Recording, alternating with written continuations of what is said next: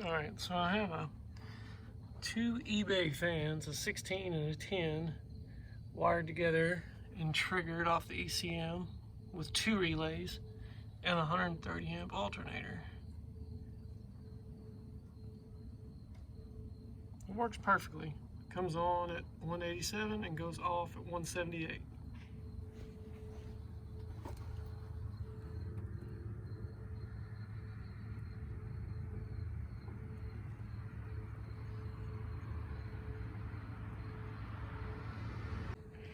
So I scored this sweet setup today for 50 bucks at the junkyard. It works perfectly. I've tested them. It has the relay kit and the wiring harness.